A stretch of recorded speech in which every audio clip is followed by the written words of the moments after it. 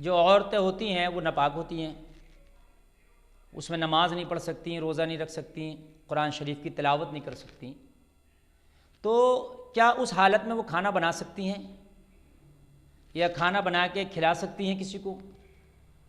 तो हज़रात मैं आपको बतला दूँ, वो जो अय्याम मखसूसा होते हैं उसमें वो नापाक ज़रूर होती हैं, लेकिन ऐसा नहीं है कि जैसे कुरान नहीं पढ़ सकती, नमाज नहीं पढ़ सकती, रोज़ा नहीं रख सकती तो किसी को खाना भी नहीं खिला सकती। खाना खिला सकती हैं, बना भी सकती हैं और बना के खिला भी सकती हैं, या वो अपने शौहरों के साथ बिस्तर पर लेट भी सकती हैं।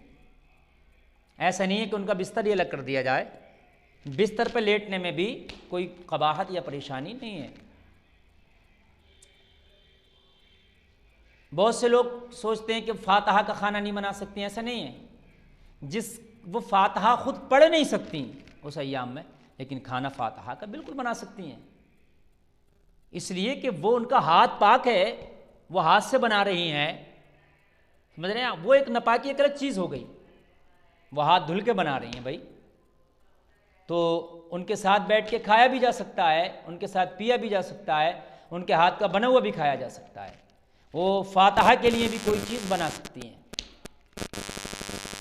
आक़ा करीम सल्लल्लाहु ताला अलैहि वसल्लम का हाल ये था कि अम्मी आयशा रज़ी अल्लाह ताला अन्हा फरमाती हैं कि जब मैं अय्याम मखसूसा में होती, मैं इस कंडीशन में होती, तो आक़ा करीम सल्लल्लाहु ताला अलैहि वसल्लम कितनी बार ऐसा होता कि जिस बेले से मैं पानी पीती, आका उसी जगह से मुंह लगा के मेरे बेले से मेरा झूठा पानी पीते।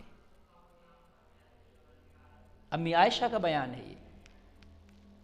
अम्मी आयशा की गोद में कितनी बार आका सर रख के आराम फरमाते, और अम्मी आयशा खाना बनाती, आका उसे तनावुल भी फरमाते सल्लल्लाहु अलैहि वसल्लम।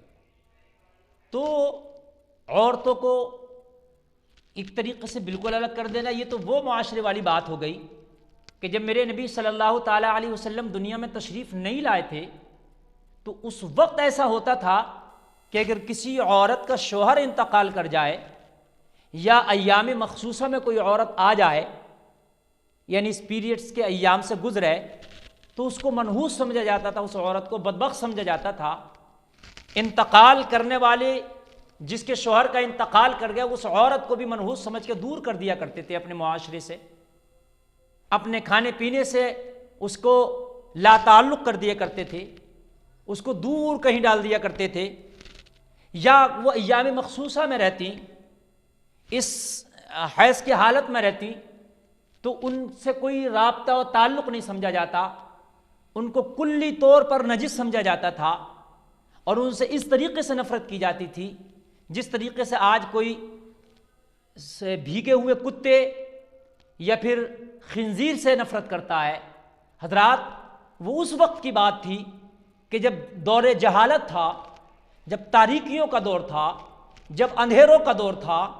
अब तो मेरे प्यारे नबी तशरीफ़ ले आए, तशरीफ़ लाने के बाद तारीकियों के दूर को मेरे नबी ने दूर कर दिया, अंधेरों को मेरे नबी ने चाक कर दिया, कुफ्र की अंधेरियों से निकाल के आपको इस्लाम की रोशनी दे दी है।